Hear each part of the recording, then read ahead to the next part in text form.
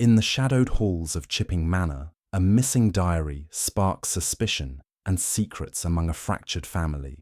Miss Jane Marple, with her unassuming charm and razor-sharp insight, arrives to unravel the truth.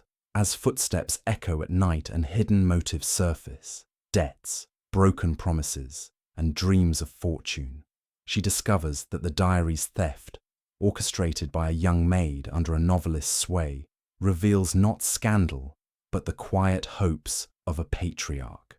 In this elegant tale of fear and redemption, Miss Marple proves that even the smallest clues can illuminate the darkest hearts, restoring peace to a house haunted by its own mistrust.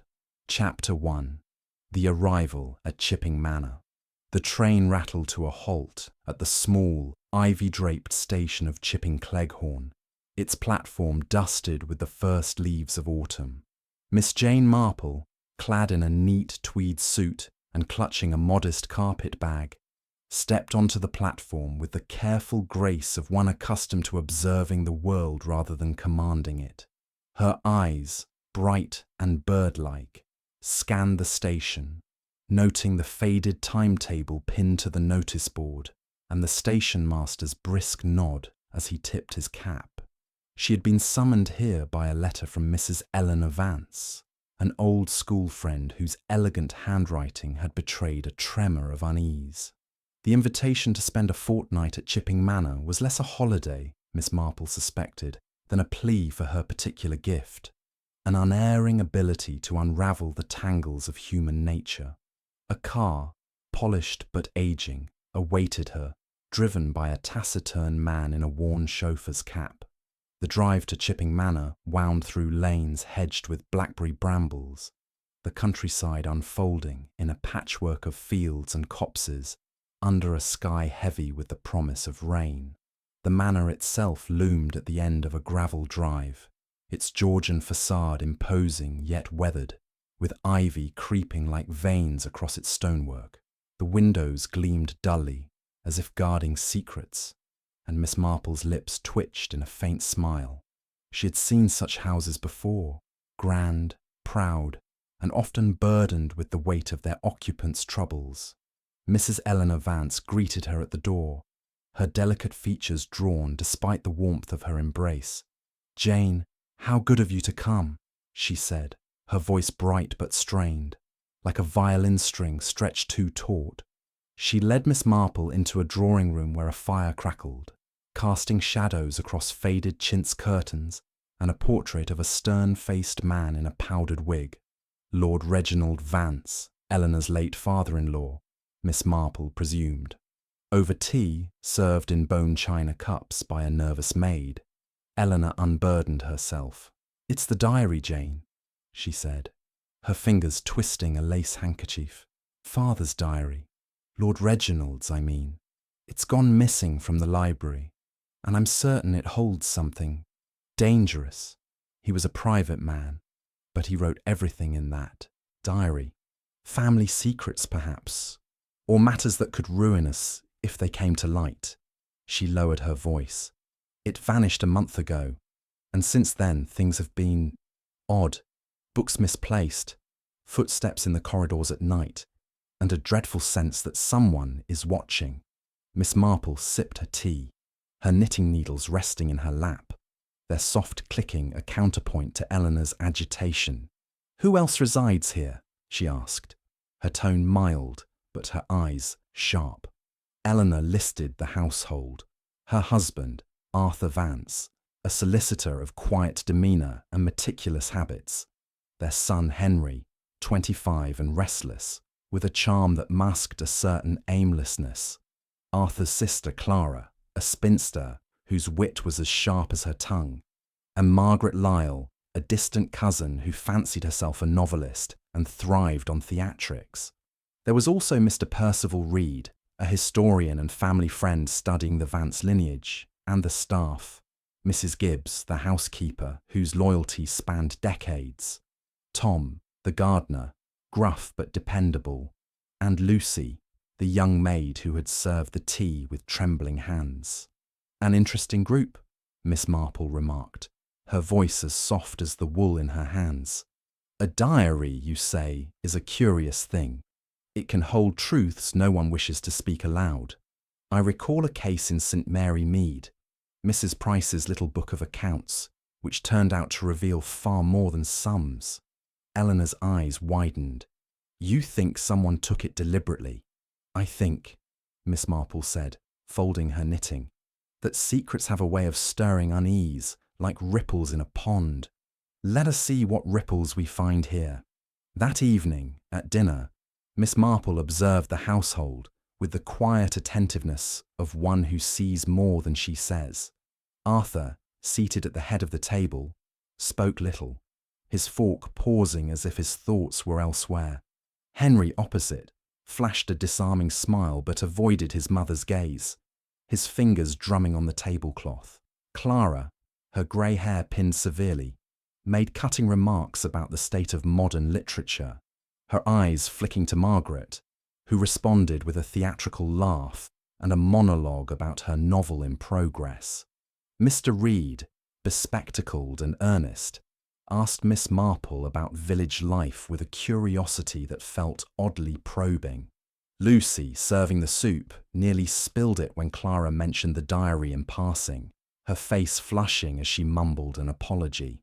As the meal ended, Miss Marple retired to her room, a cosy chamber overlooking the manor's gardens. She sat by the window, her knitting resumed, and considered the evening.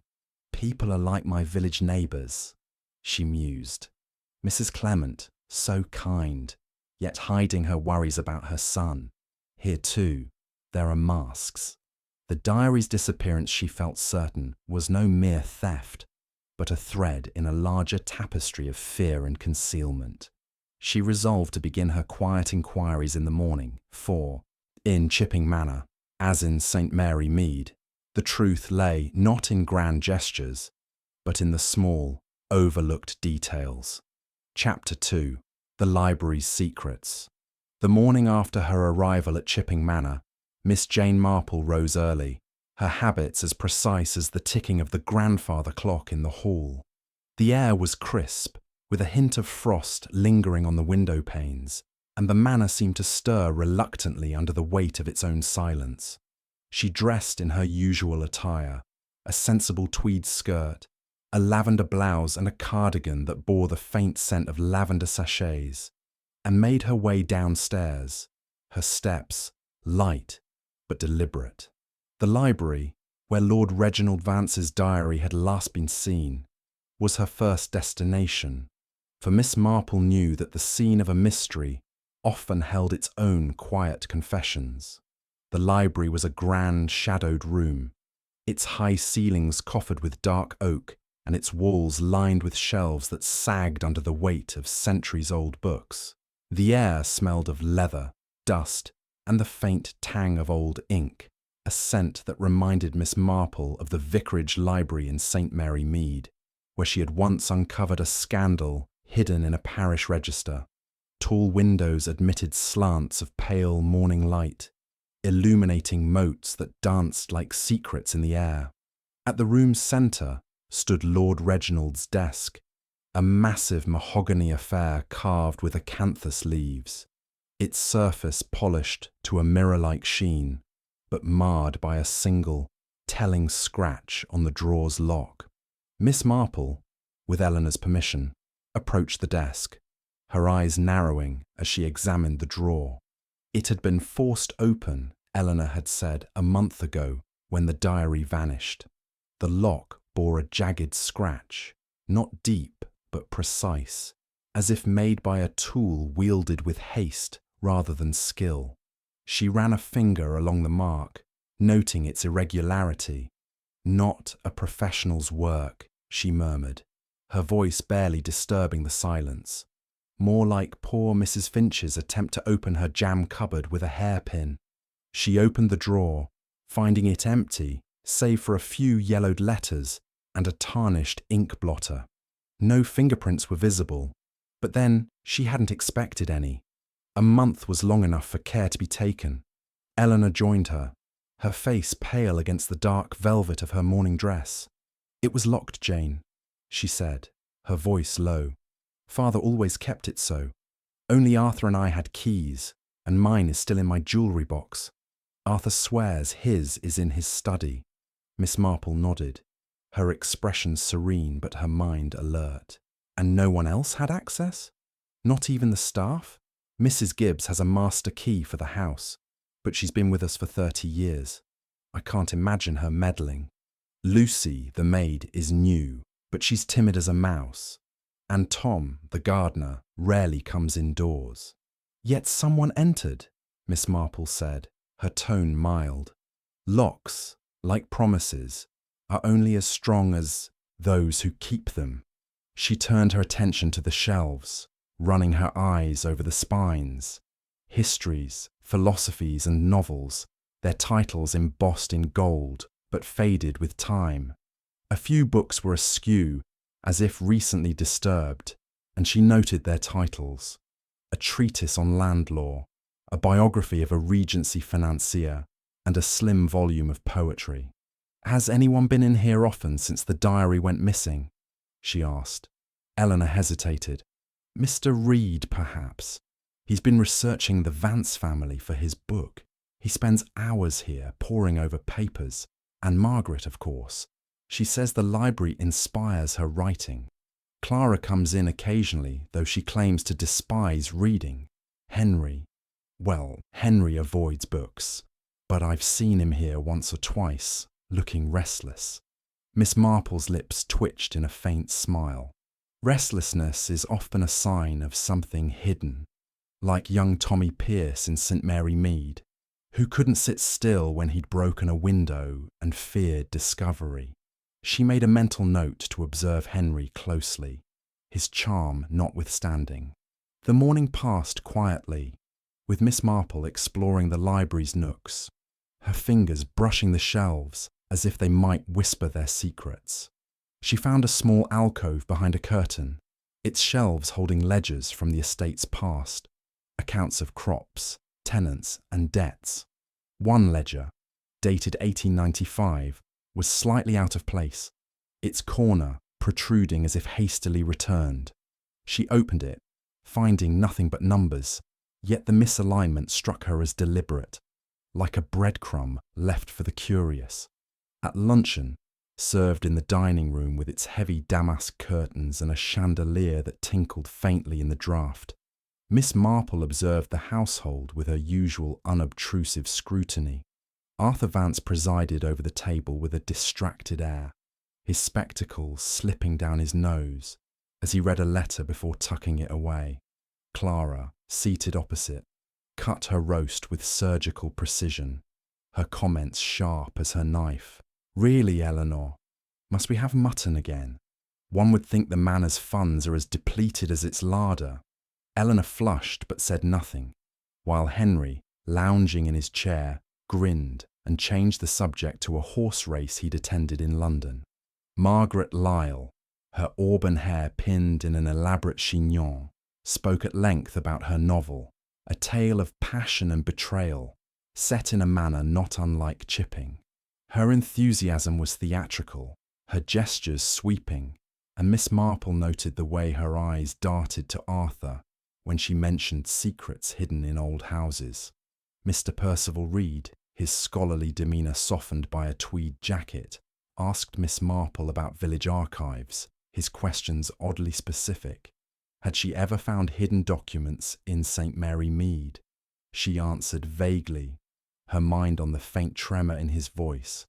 Lucy, the maid, moved silently, her hands unsteady as she cleared plates. When Clara, with a sly glance, remarked, "I suppose the diary's thief is long gone by now," Lucy dropped a spoon, the clatter echoing in the sudden silence. "I'm sorry, ma'am," she mumbled, her cheeks scarlet, and fled to the kitchen. Miss Marple's eyes followed her, recalling a similar incident with a parlour-maid in St. Mary Mead, who had broken a teacup when questioned about a stolen brooch. After luncheon, Miss Marple returned to the library, her knitting bag in hand. She settled in a wing-back chair by the window, her needles clicking rhythmically as she pondered. The library felt like the heart of the manor's mystery, its shelves a silent witness to whatever had transpired. She considered the household. Arthur, with his quiet reserve, might be hiding financial troubles. Clara's bitterness suggested old wounds. Henry's restlessness hinted at motives yet unclear. Margaret's flair for drama could mask calculation, and Mr. Reed's scholarly zeal seemed tinged with personal interest. Lucy's nervousness, too, was telling. Fear, perhaps, of more than just losing her place. As the afternoon waned, Miss Marple took a turn about the grounds, her shawl wrapped tightly against the chill. The gardens were meticulously kept, with rose beds and a stone fountain that gurgled faintly. She paused by the fountain, noting a patch of earth recently turned, as if someone had been digging. Curious, she murmured, thinking of village boys who dug for buried treasure in St. Mary Mead, only to find trouble instead. She made a note to ask Tom, the gardener, about it. Dinner that evening was a formal affair, with candlelight casting long shadows across the table. The conversation turned to the manor's history, prompted by Mr. Reed's mention of Lord Reginald's reputation as a shrewd but secretive man. "They say he kept a fortune hidden somewhere," Reed said, his eyes gleaming behind his spectacles. "Perhaps in that diary of his." Henry laughed, a touch too loudly. "A fortune? More likely a list of his debts. Father says the estate's been bleeding money for years." Arthur's fork paused mid-air, his face tightening. "Nonsense, Henry. The manor is sound." Eleanor glanced at her husband, her expression anxious, while Clara's lips curled in a faint, knowing smile. Margaret, ever the dramatist, leaned forward. "A hidden fortune? How deliciously Gothic. I must put that in my book." Miss Marple, sipping her soup, said little, but her mind was busy. The mention of a fortune had shifted the room's atmosphere, like a stone dropped in a still pond. She thought of Mrs. Eldridge in St. Mary Mead, whose tales of hidden gold had masked her own pilfering from the church fund. Greed, she knew, could twist even the most respectable motives. As the meal ended, Miss Marple excused herself early, claiming fatigue but intending to keep watch. She stationed herself in an alcove near the library, hidden by a heavy curtain, her knitting a pretext for her vigil. The house settled into silence, broken only by the creak of floorboards and the distant hoot of an owl. At 11:30, a faint sound reached her, a soft tread in the corridor. She peered out, her eyes adjusted to the dimness, and saw a figure pause at the library door. It was Clara, her grey hair loose about her shoulders, her nightdress covered by a dark shawl. She glanced about, then slipped inside. Miss Marple followed, her steps silent on the thick carpet. Through the library's cracked door she saw Clara at the desk, her hands moving swiftly over the shelves, pulling books and replacing them with a practiced air. When a floorboard creaked under Miss Marple's foot, Clara spun around, her face pale in the moonlight. "Who's there?" she demanded, her voice sharp. Miss Marple stepped forward, her demeanour calm. "Only me, Miss Vance. I couldn't sleep and thought a book might help." "Have you lost something?" Clara's eyes narrowed, but she recovered quickly. "Just fetching a volume of poetry. Insomnia, you know." She clutched a book to her chest and hurried past, her shawl trailing like a shadow. Miss Marple returned to her room, her mind alight with possibilities. Clara's nocturnal search suggested more than insomnia. It hinted at desperation. Like Mrs. Barrow, she thought, who searched her sister's attic for a will she feared would disinherit her. The library, Miss Marple decided, was not just the scene of the crime, but a stage where the household's secrets played out. She would return to it tomorrow, for its shelves, like the people of Chipping Manor, held more than they revealed at first glance. As she settled into bed, the manor's silence seemed to hum with unspoken truths. Miss Marple closed her eyes, her knitting needle still, but her mind wove a pattern from the day's observations. A scratched lock, a nervous maid, a restless son, a bitter spinster, a dramatic cousin, and a historian with too many questions. The diary, she felt certain, was but the first thread in a tapestry of motives, and she would unravel it, as she had so many times before, with the patience of one who knew that human nature, like her knitting, always followed a pattern. Chapter 3. Whispers in the Night. The second night at Chipping Manor wrapped the house in a stillness broken only by the occasional groan of ancient timbers settling in the cold. Miss Jane Marple, accustomed to the quiet rhythms of St. Mary Mead, found sleep elusive, her mind threading through the day's observations like a needle through fine cloth. The library's secrets, Clara's furtive search, and Lucy's nervous demeanour lingered in her thoughts, each a piece of a puzzle yet to take shape. She lay in her four-poster bed, the heavy damask curtains drawn back to admit a sliver of moonlight, when a faint sound, a creak, deliberate and stealthy, reached her ears from the corridor beyond. Miss Marple rose, her movements silent and precise, and slipped on her dressing gown, its soft wool muffling her steps. She eased her door open, peering into the shadowed hallway. The manor's corridors were a labyrinth of polished oak and faded portraits, their eyes seeming to follow her as she moved. The sound came again, a cautious footfall, and she glimpsed a shadow gliding toward the library's door. Her heart quickened, not with fear, but with the quiet thrill of discovery, much like the moment she had caught young Billy Turner sneaking apples from the vicarage orchard. She followed, her slippers whispering against the carpet, and paused at the library's threshold, where the door stood ajar. Inside, a single candle flickered on the desk, casting a wavering glow across the shelves. The figure, slight, clad in a dark cloak, moved swiftly, pulling books from a high shelf and examining them before replacing them with a muffled thud. Miss Marple stepped forward, her voice soft but clear. "Good evening. A late hour for reading, is it not?" The figure gasped, spinning to reveal Clara Vance, her face pale and her grey eyes wide with alarm. The candlelight deepened the lines of her face, giving her the look of a portrait caught in a moment of guilt. "Miss Marple," she exclaimed, clutching a volume of Shelley to her chest. I couldn't sleep. I thought a book might soothe me." Miss Marple's smile was gentle, but her eyes missed nothing. The tremor in Clara's hands, the faint sheen of perspiration on her brow, the way her shawl was hastily draped over her nightdress. "Poetry is a fine remedy," she said, "though one wonders why you chose the library's upper shelves at such an hour. In St. Mary Mead, Mrs. Price once searched her attic at midnight for a lost brooch, only to admit later it was her husband's letters she sought." Clara's lips tightened, and she drew herself up, her voice regaining its customary edge. "I assure you, I have no such motives. Insomnia is my only crime." She brushed past Miss Marple, the book still clutched tightly, and vanished down the corridor, her footsteps fading into the manor's silence. Miss Marple remained in the library, her eyes scanning the shelves where Clara had been searching.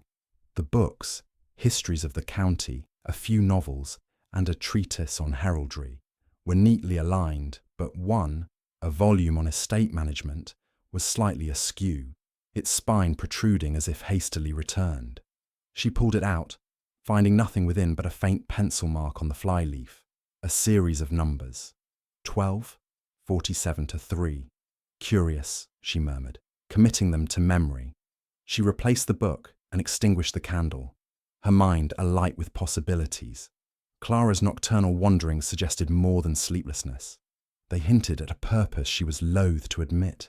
The next morning, Miss Marple descended to breakfast, her demeanour as serene as ever. The dining room was bathed in pale sunlight, the table set with silver and porcelain that gleamed despite the manor's air of faded grandeur. Eleanor presided over the meal with a strained smile, while Arthur read his newspaper, his spectacles reflecting the light Henry, his hair slightly dishevelled, ate with the distracted air of one who had slept poorly. Margaret Lyle, in a dress of vibrant green, chattered about a dream she'd had of a ghostly figure in the manor's halls, her voice pitched for effect. Mr. Reed, scribbling notes in a small leather book, nodded absently, while Clara, seated at the table's far end, avoided Miss Marple's gaze, her fork moving with mechanical precision. Miss Marple, buttering her toast, turned the conversation to the manor's history. "Such an old house must have its stories," she said. "In St. Mary Mead, we had a cottage where a diary was found behind a loose brick, full of confessions that set the village talking." Margaret's eyes lit up. "How thrilling! Perhaps Lord Reginald's diary is hidden in a secret panel. I've read of such things in Gothic novels." Henry snorted, pushing his plate away. "If it's hidden, it's probably full of dull accounts. Grandfather wasn't one for drama." "Yet someone thought it worth taking," Miss Marple remarked, her tone mild. She noted the quick glance exchanged between Arthur and Eleanor, the way Clara's hand tightened on her teacup, and the sudden stillness in Mr. Reed's pen. Lucy, clearing the plates, fumbled a saucer, her face flushing as she murmured an apology. After breakfast, Miss Marple sought out Lucy in the scullery, where the girl was washing dishes with a vigour that suggested distraction. "Lucy, my dear," Miss Marple said, her voice kind but firm, "you seem troubled. In my village, when young Annie was so jumpy, it was because she knew something she feared to tell." Lucy's hands stilled in the soapy water, her eyes wide. "I don't know nothing, miss," she said, her voice barely above a whisper. "Only I hear things at night, footsteps like in the corridors. I thought it was the house settling, but it's every night near the library. I daren't say nothing, lest Mrs. Gibbs think I'm shirking." Miss Marple nodded, her expression sympathetic. "Houses do speak, don't they? But so do people, in their way. If you hear anything more, you'll tell me, won't you?" Lucy nodded, her relief palpable, and Miss Marple left her to her work, her mind turning over the girl's words. Footsteps at night were no surprise after Clara's behaviour, but their frequency suggested a pattern, one that might involve more than one restless soul. In the afternoon, Miss Marple took a walk in the manor's grounds, her shawl drawn about her shoulders against the autumn chill. The gardens were a study in order, their rose beds trimmed and their paths raked smooth by Tom, the gardener. She found him near the old fountain, clipping a hedge with a pair of shears that gleamed in the sunlight. "A fine garden," she said, pausing to admire a late-blooming rose. "You must know every corner of it." Tom, a wiry man with weathered hands, grunted in acknowledgement. "Aye, been here nigh on 20 years. Lord Reginald liked his roses, he did. Used to sit by this fountain, writing in that diary of his." Miss Marple's eyes brightened. "Did he now? I suppose you saw many comings and goings. In St. Mary Mead, our gardener, Mr. Hodge, always knew who was where, even when they thought themselves unseen." Tom's mouth twitched as if amused by her guile. "I see plenty. Young Mr. Henry's been about lately, poking near the fountain. Said he was looking for a lost ring, but he's no gardener. Left the earth all churned up." Miss Marple glanced at the fountain, its stone basin green with moss. The earth at its base was indeed disturbed, the soil freshly turned. "How curious," she said. "Perhaps he was inspired by tales of buried treasure. Villages are full of such stories." Tom shrugged, returning to his clipping. "Maybe. But if there's treasure, it's not in my garden." Miss Marple thanked him and continued her walk, her mind weaving connections. Henry's digging, Clara's searches, Lucy's footsteps, all pointed to the diary, or perhaps to what it was believed to contain. She recalled a case in St. Mary Mead, where a missing locket had led to a family's unraveling, each member suspecting the other. Here, too, suspicion seemed to simmer beneath the manor's polished surface. That evening, as the household gathered in the drawing-room, Miss Marple sat quietly, her knitting needles clicking like a metronome. Mr. Reed spoke of his research, mentioning a legend that Lord Reginald had hidden a fortune somewhere on the estate, perhaps detailed in his diary.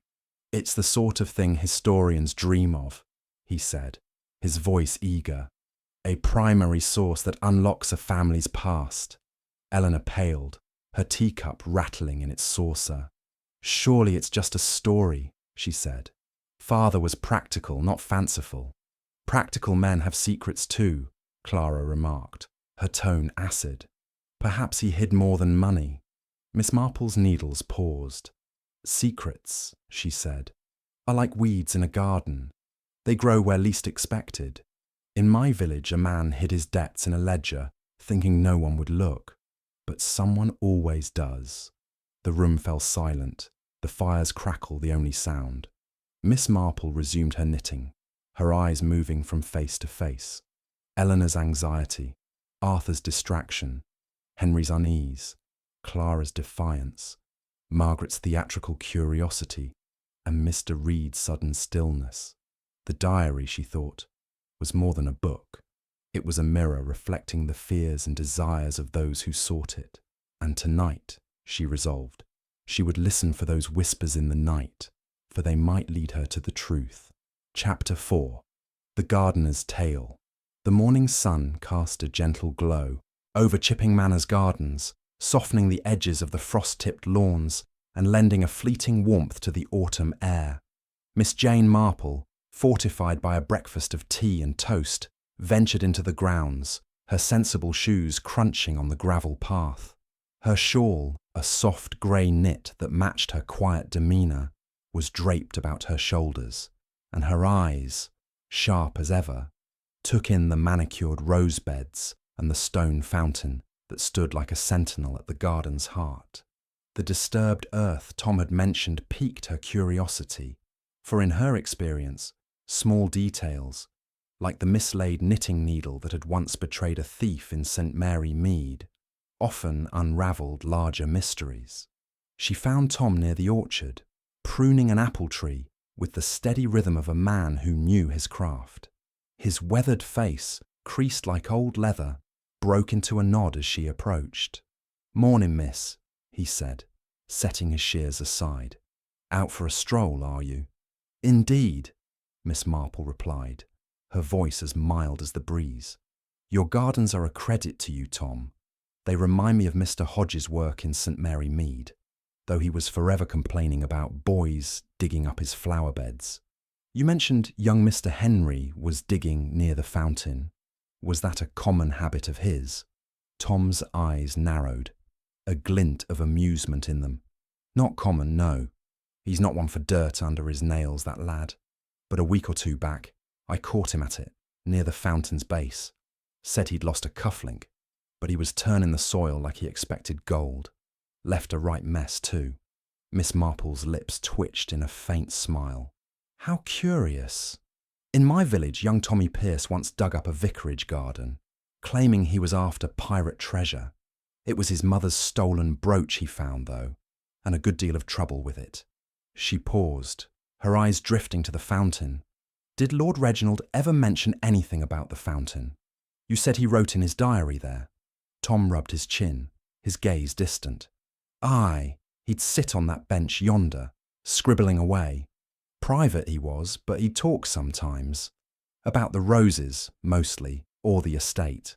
Once, he said something odd about keeping things close to the heart. I thought he meant his family, but with that diary gone, who knows?" Miss Marple nodded, filing the phrase away. Keeping things close could mean many things.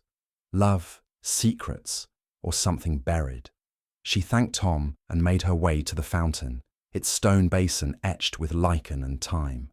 The earth at its base was indeed disturbed, the soil loose and uneven, as if someone had probed it with a spade. She knelt, her fingers brushing the dirt, and found a small shard of pottery, glazed blue, half buried. It was nothing remarkable, a fragment of an old flower pot perhaps, but its presence in the churned earth struck her as deliberate, like a marker. She slipped it into her pocket, her mind turning over possibilities. Returning to the manor, Miss Marple sought out Henry, finding him in the billiard room, idly knocking balls across the green baize.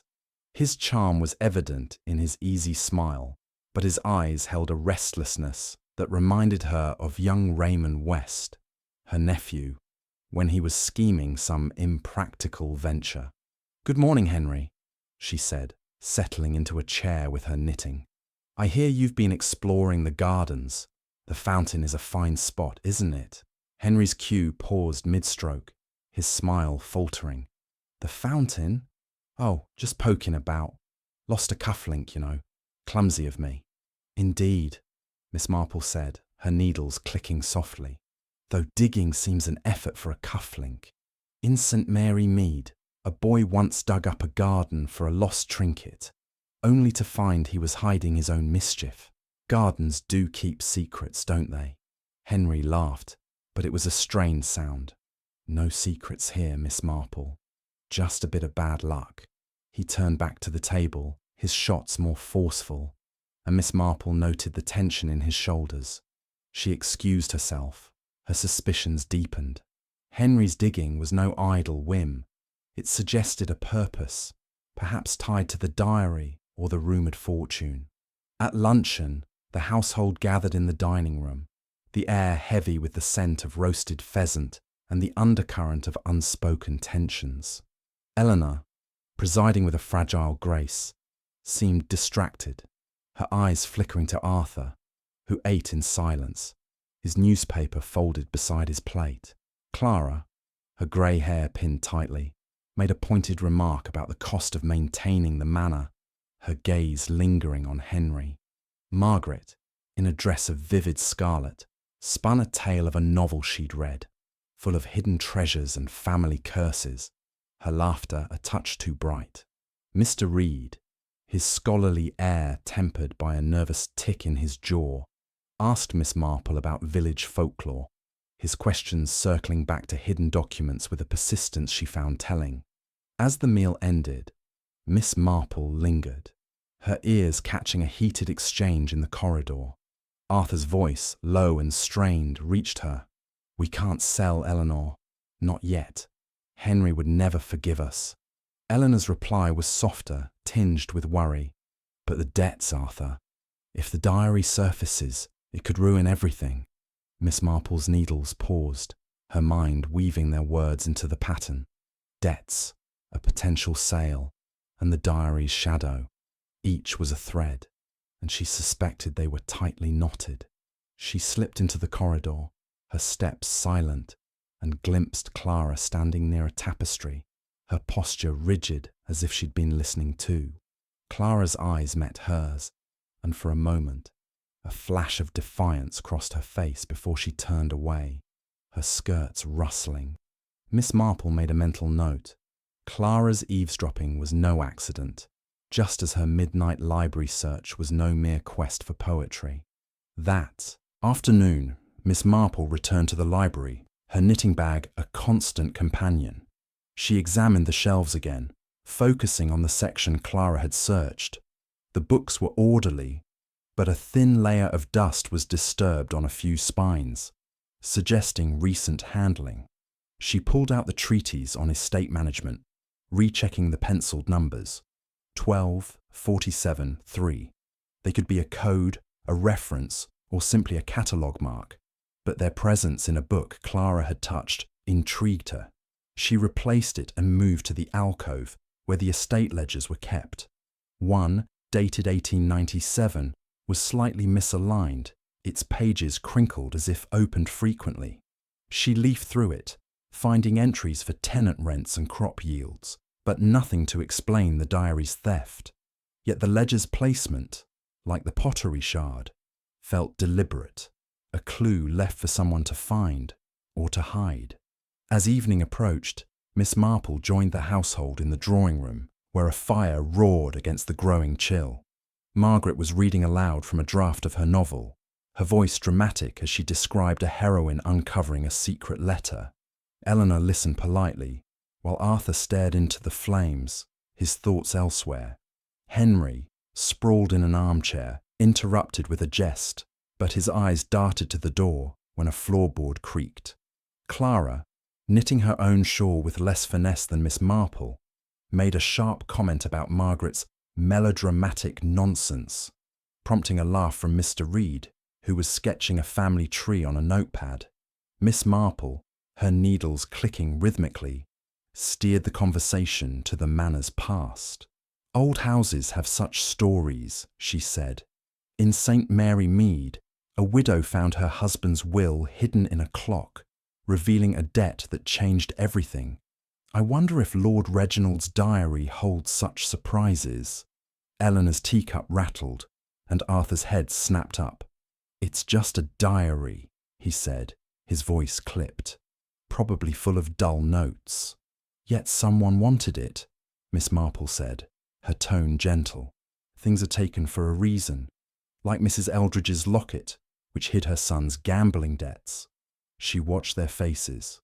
Eleanor's anxiety, Arthur's discomfort, Henry's sudden stillness, Clara's narrowed eyes, Margaret's eager curiosity, and Mr. Reed's quick glance at his notes. The diary, she thought, was a key, but to what lock? That night, Miss Marple lay awake, her room bathed in moonlight. The manor was silent, but she sensed its secrets stirring, like ripples in a pond. Tom's tale of Henry's digging, Clara's eavesdropping, and the household's unease pointed to a truth buried not in the garden but in their fears. She recalled a St. Mary Mead scandal, where a missing letter had exposed a family's greed, and wondered if Chipping Manor held a similar tale. Tomorrow, she resolved, she would probe further, for the gardener's tale was but one thread in a tapestry she was determined to unravel. Chapter 5. The Historian's Motive.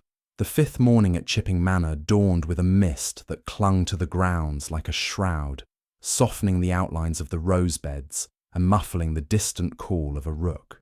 Miss Jane Marple, ever an early riser, sat by her window, her knitting needles idle as she watched the fog shift over the lawn. Her mind was busy, threading together the clues of the past days. Clara's midnight search, Henry's digging, Lucy's nervous whispers, and the undercurrent of tension that ran through the household like a hidden current.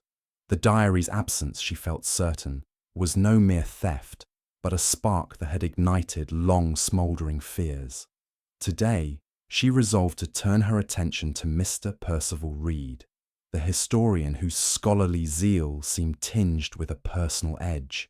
After a breakfast of poached eggs and tea, served in the dining room where the chandelier's crystals caught the weak morning light, Miss Marple found Mr. Reed in the library, surrounded by a fortress of books and papers. His tweed jacket was rumpled, his spectacles perched low on his nose, and his hands moved with a restless energy as he transcribed notes from a crumbling ledger. "Good morning, Mr. Reed," she said, settling into a chair with her knitting bag. "Your research must be fascinating. In St. Mary Mead, our vicar once found a letter in an old Bible that changed a family's fortunes." Mr. Reed looked up, his smile polite but guarded. "Indeed, Miss Marple, the Vance family has a rich history. I'm tracing their ties to a financier in the 1890s, a man named Cornelius Holt. Lord Reginald's dealings with him were complex, and I suspect the diary might clarify them." Miss Marple's needles began their rhythmic dance. "Complex dealings often leave traces, like Mr. Thompson in my village, whose ledgers hid debts he'd rather forget. Does your research suggest such entanglements?" Reed's pen paused, and he adjusted his spectacles. "Possibly. Holt was a shadowy figure, rumoured to have lent money to half the gentry in the county. If the diary mentions him, it could prove my theory, that the Vance's wealth came from less than honest means." His voice held a note of eagerness, but his eyes flicked to a stack of papers, where a letter protruded, its edge yellowed, but its handwriting sharp. Miss Marple's gaze followed his, and she rose, as if to admire a nearby shelf. "May I see some of your findings?" Old letters are so revealing. Before Reed could protest, she lifted the letter, noting its date, 1896, and a single line. Reginald owes my grandfather a debt that cannot be repaid in coin. The signature was Cornelius Holt. She replaced it, her expression unchanged. How intriguing. A debt, perhaps, that someone might wish to keep hidden. Reed's face tightened, but he recovered quickly. Just historical trivia, Miss Marple. Nothing more. He gathered his papers, his movements brisk, and excused himself, claiming a need to cross-reference a source. Miss Marple remained in the library, her mind turning over the letter. A debt to Reed's grandfather suggested a personal motive, one he had not disclosed. She recalled a St. Mary Mead grocer, Mr. Bates, who had pursued a family secret to settle an old score. Reed's interest in the diary, she suspected, was less about scholarship and more about righting a perceived wrong. At luncheon, the household gathered in the dining room, the air heavy with the scent of leek soup and the weight of unspoken thoughts.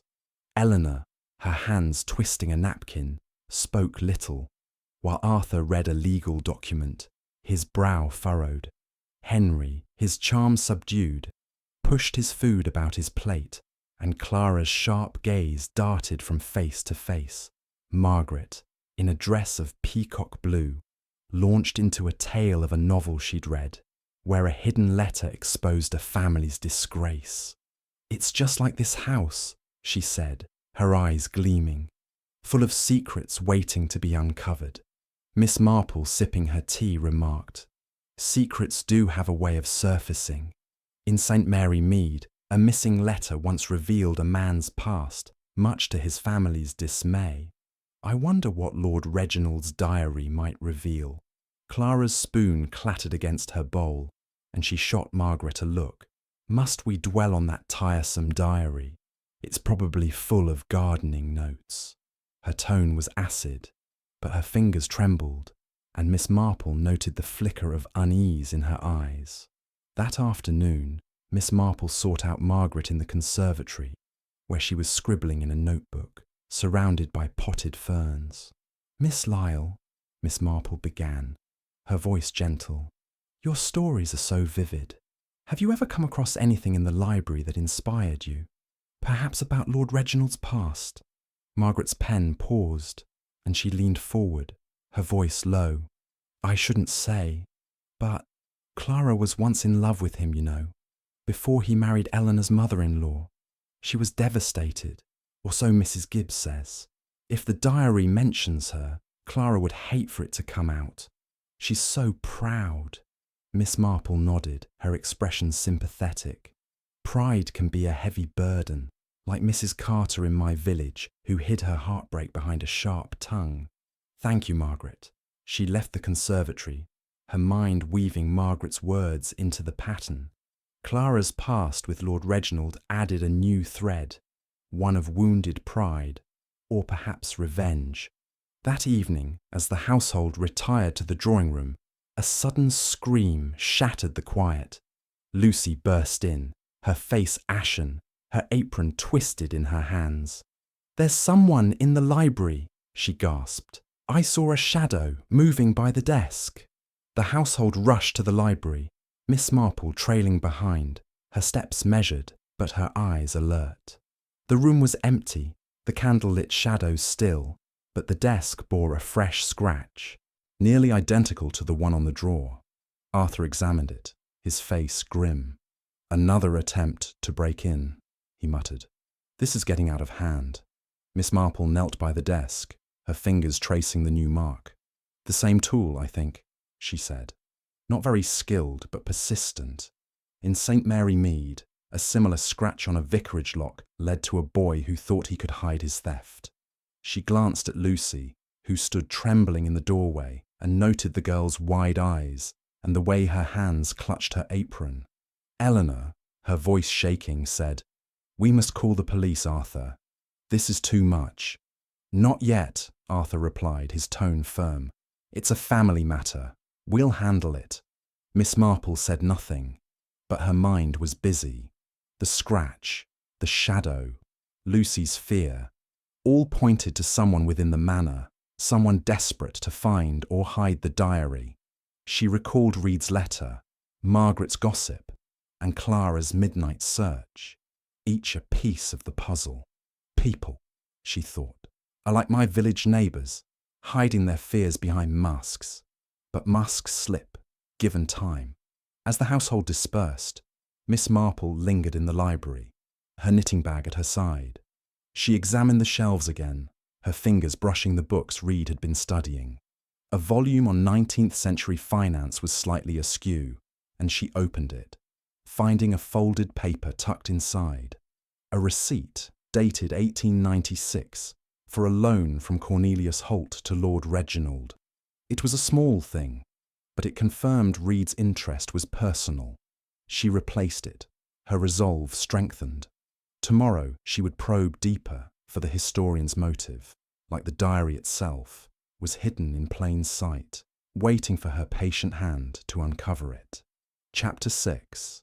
The Diary's Trail.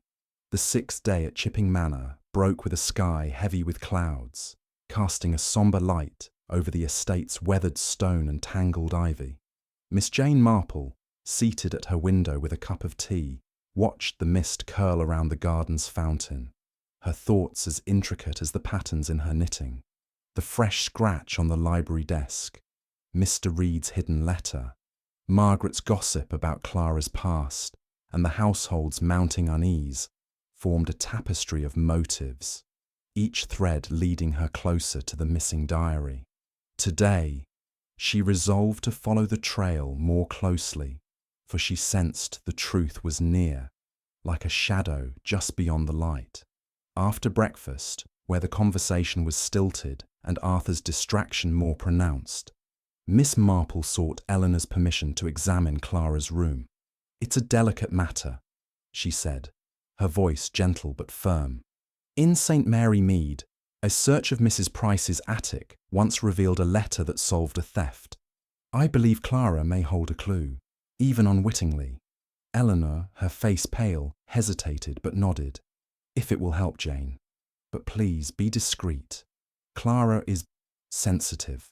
Miss Marple ascended the manor's grand staircase, her steps silent on the worn carpet. Clara's room, at the end of a dimly lit corridor, was austere, its furnishings severe as its occupant. A mahogany dresser stood against one wall, topped with a lace doily and a single photograph of a younger Clara, her expression softer, but her eyes fierce. Miss Marple, with the care of one accustomed to noticing small things, opened the dresser's drawers, finding neatly folded linens and a few trinkets. In a jewellery box tucked beneath a strand of pearls, she discovered a hidden compartment containing a small brass key, its shape matching the library desk's lock. She pocketed the key, her mind turning over its implications. "A key," she murmured, "like the one Mrs. Carter kept to hide her sister's letters. It suggests intent, but whose?" Clara's midnight searches now took on a sharper edge, hinting at a purpose beyond insomnia. At midday, Miss Marple found Clara in the conservatory, arranging roses with a precision that belied her sharp tongue. "Miss Vance," Miss Marple began, her tone mild, "I found a key in your room that fits the library desk. Might you explain why you kept it hidden?" Clara's shears paused and her eyes narrowed, but she did not flinch. "You've been prying, Miss Marple," she said, her voice cold. "Very well. I took the key from Father's study years ago after he died. I thought the diary might mention a promise he made to me before he married another. I searched for it, yes, but I never found it. Someone else took it first." Miss Marple nodded, her expression sympathetic. "Broken promises leave deep wounds.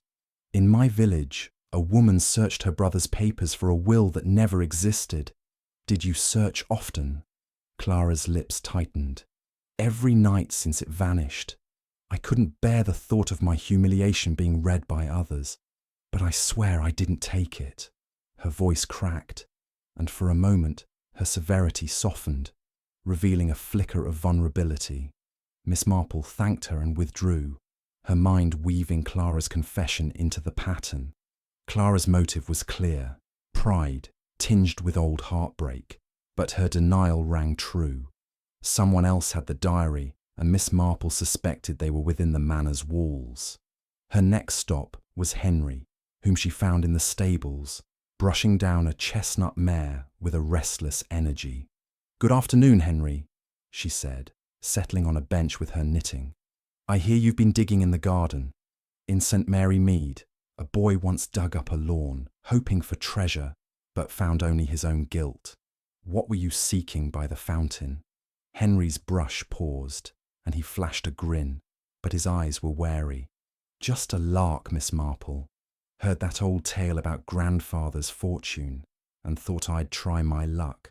Found nothing but dirt." Miss Marple's needles clicked steadily. Fortunes are tempting, but they often lead to trouble. "Were you worried the diary might affect your inheritance?"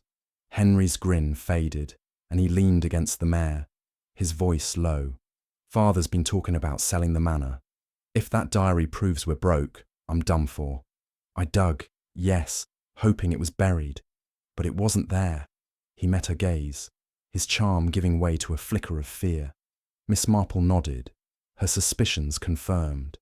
Henry's motive was tied to the manor's future, but his candour suggested he hadn't found the diary. She thanked him and returned to the house, her thoughts turning to Mr. Reed. His letter about a debt hinted at a personal stake, and she resolved to test his story. That evening, before dinner, Miss Marple devised a plan. She placed a decoy diary, a small leather-bound notebook from her bag, filled with innocuous notes, on the library desk, leaving the door slightly ajar. She hid in the alcove, her knitting a pretext, and waited. The house settled into its nighttime hush, the clock in the hall chiming midnight.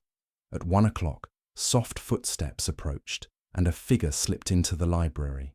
Miss Marple peered out, her heart steady despite the thrill of the moment, and saw Mr. Reed, his spectacles glinting in the moonlight as he examined the decoy. She stepped forward, her voice calm.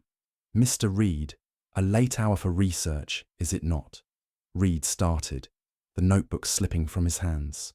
"Miss Marple, I thought this might be the diary. I only wanted to check." Miss Marple retrieved the notebook, her eyes gentle but piercing. "A diary, or proof of a debt owed to your grandfather?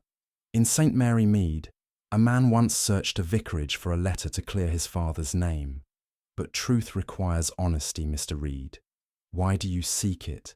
Reed's shoulders sagged, and he removed his spectacles, rubbing his eyes. "My grandfather, Cornelius Holt, lent Lord Reginald a fortune. It ruined him when it wasn't repaid. I thought the diary might prove Reginald's fraud, clear my family's name. I've searched everywhere, but I haven't found it."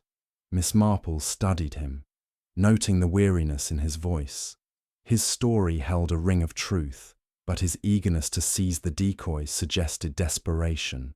"Thank you, Mr. Reed," she said. "Truth is a patient hunter. It will come to light." As she returned to her room, Miss Marple pondered the diary's trail. Clara's key, Henry's digging, Reed's search, all pointed to a fear of what the diary might reveal. Yet none had it, and the fresh scratch on the desk suggested another hand at work. She recalled Lucy's scream about a shadow and the girl's trembling hands. Tomorrow, she would speak to Lucy again, for the maid, like the overlooked parlour maid in St. Mary Mead, who had once confessed to a theft, might hold the final thread. The manor slept, but Miss Marple lay awake, her mind knitting the clues into a pattern. The diary was close, she felt, hidden not in a garden or a desk, but in the heart of someone's fear. And she, with her quiet persistence, would find it, as she had so many truths before. Chapter 7. The Unraveling. The 7th day at Chipping Manor dawned with a brittle clarity, the mist of the previous days giving way to a sharp autumn sun that cast long shadows across the lawn. Miss Jane Marple, seated in her room with her knitting, reflected on the threads she had gathered. Clara's hidden key, Henry's futile digging, Mr. Reed's personal quest, and the persistent scratches on the library desk.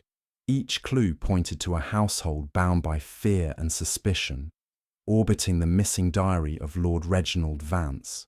Today, she resolved, she would weave these threads into a pattern and lay bare the truth, for she sensed the mystery was nearing its resolution, much like the final stitches of a shawl she had once knitted for a St. Mary Mead charity bazaar. After a breakfast marked by strained silences, Eleanor's anxious glances, Arthur's distracted frown, and Clara's curt responses, Miss Marple requested a gathering in the library that afternoon.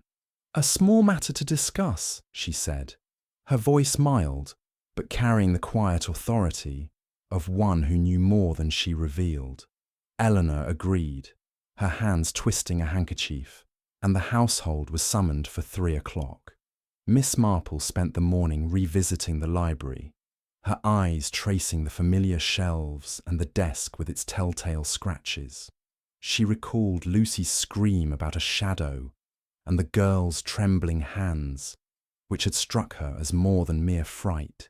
In St. Mary Mead, a parlourmaid named Elsie had once dropped a tray when questioned about a stolen ring, her guilt betrayed by her nerves. Lucy, Miss Marple suspected, knew more than she had admitted. She sought out the maid in the kitchen, where Lucy was polishing silver with a vigour that suggested distraction. "Lucy, my dear," Miss Marple began, settling at the kitchen table with her knitting, "you've been troubled since I arrived.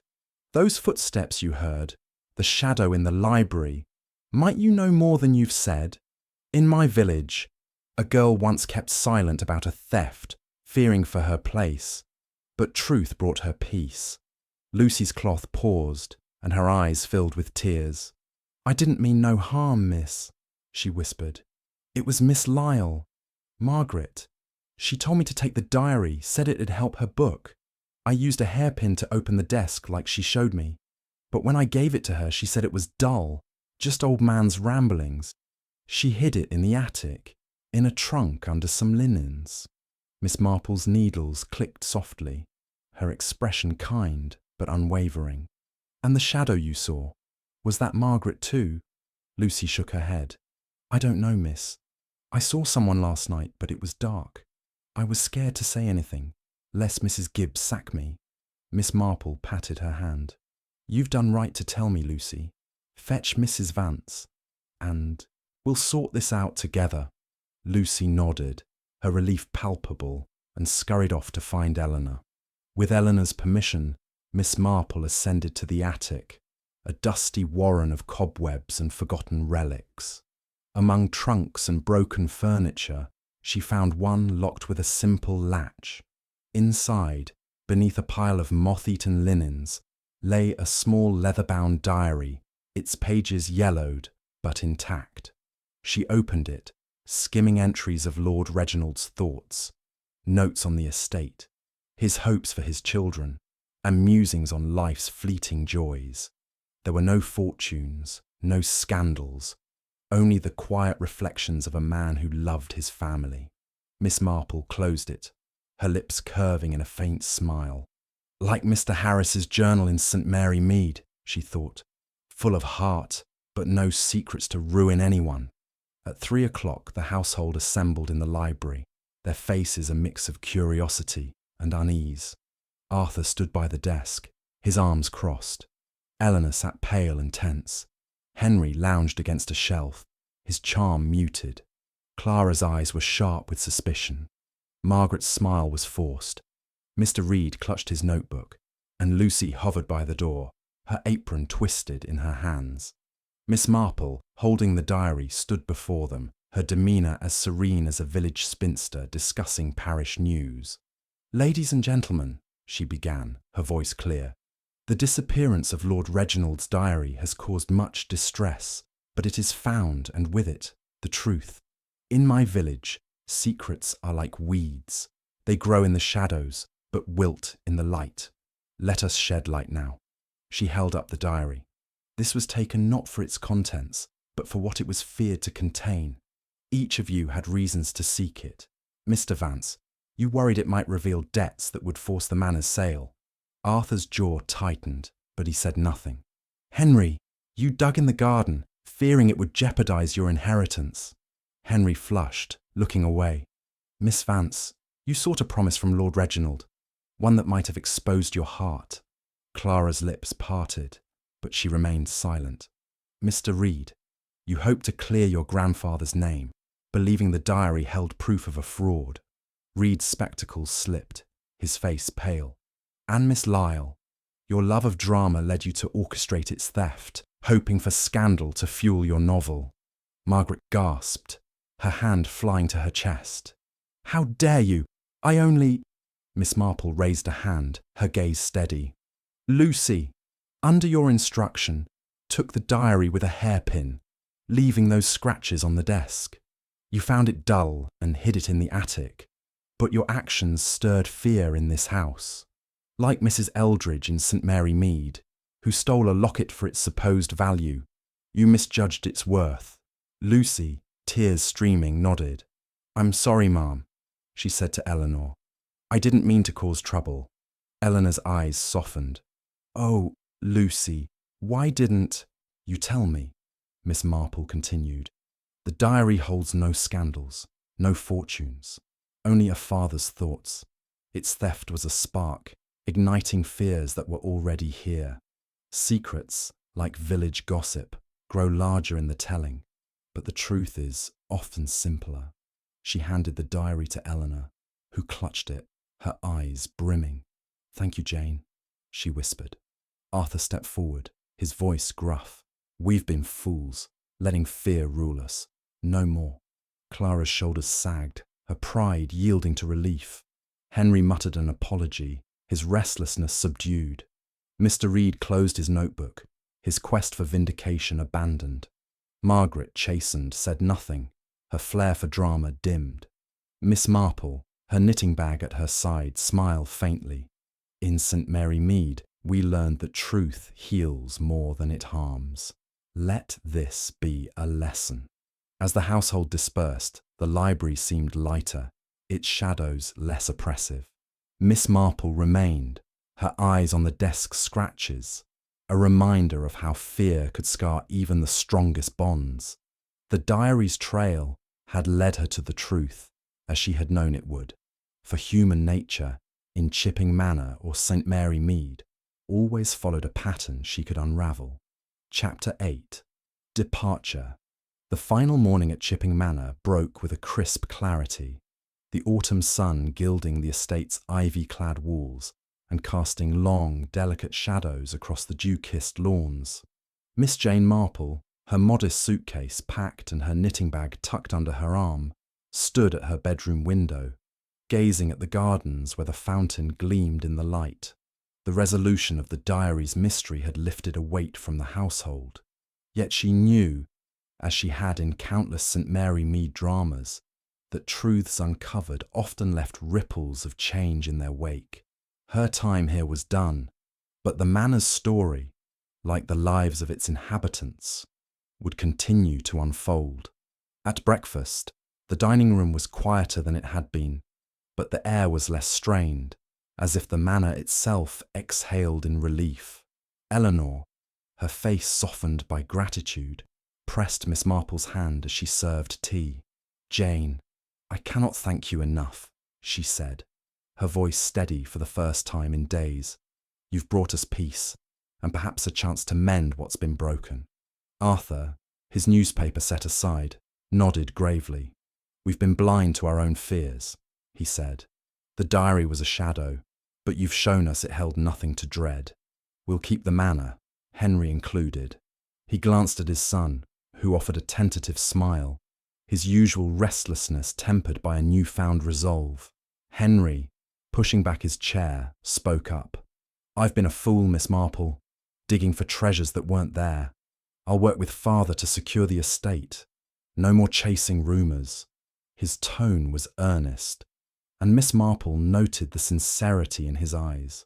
reminiscent of young Tommy Pierce in St. Mary Mead, who had mended his ways after a misadventure with stolen apples. Clara, her severe features softened, set down her teacup with care. "I owe you an apology, Miss Marple," she said, her voice low but clear. "I let old wounds cloud my judgment. The diary held no shame for me, and I should have trusted that." Her admission, though restrained, carried a humility Miss Marple had not expected, like Mrs. Carter's reluctant confession after a village scandal. Margaret Lyle, her flamboyant air subdued, toyed with a napkin. "I suppose my novel will need a new plot," she said, a wry smile tugging at her lips. "No more chasing scandals. Perhaps I'll write something quieter, like your village tales, Miss Marple." Miss Marple smiled, her needles clicking briefly in her lap. "Quiet tales, Miss Lyle, often hold the deepest truths." Mr. Reed, his scholarly fervour dimmed, closed his notebook with a sigh. "I was wrong to seek vengeance through history," he said. "The diary showed me my grandfather's debt was just a footnote, not a legacy. I'll stick to facts from now on." His candour reminded Miss Marple of Mr. Bates, the St. Mary Mead grocer, who had abandoned a grudge when faced with the truth. Lucy, serving the meal with a steadier hand, met Miss Marple's gaze with shy gratitude. "I'm to stay on, miss," she whispered as she cleared plates. "Mrs. Vance forgave me, thanks to you." Miss Marple patted her arm, recalling Elsie, the parlour-maid who had found redemption after confessing a theft. As the meal ended, Eleanor escorted Miss Marple to the hall, where the chauffeur waited to drive her to the station. The manor's grand staircase, its portraits less stern in the morning light, seemed to bid her farewell. "You've given us more than the diary, Jane," Eleanor said, her eyes bright. "You've reminded us to trust one another." Miss Marple smiled, her expression serene. "Trust, my dear, is like a garden. It needs tending but grows strong with care. In St. Mary Mead, we learned that after many a misunderstanding." The drive to Chipping Cleghorn station was quiet, the countryside unfolding in a patchwork of fields and hedgerows. At the platform, Miss Marple boarded the train, her carpet bag at her side, and settled by a window.